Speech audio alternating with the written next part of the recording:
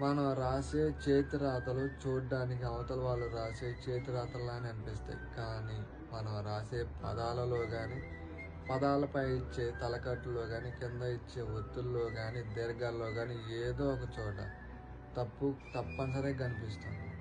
అలానే జీవితం.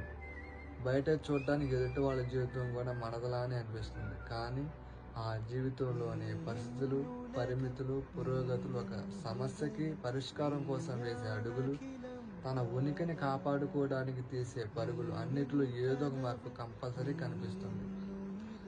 కొంతమంది ఎదుటి వాళ్ళ జీవితం తమదైతే బాగుంటుందని సంతకాన్ని పోదిరి చేసినట్టు తమ జీవితాన్ని కూడా పోదిరి చేయాలనుకుంటారు.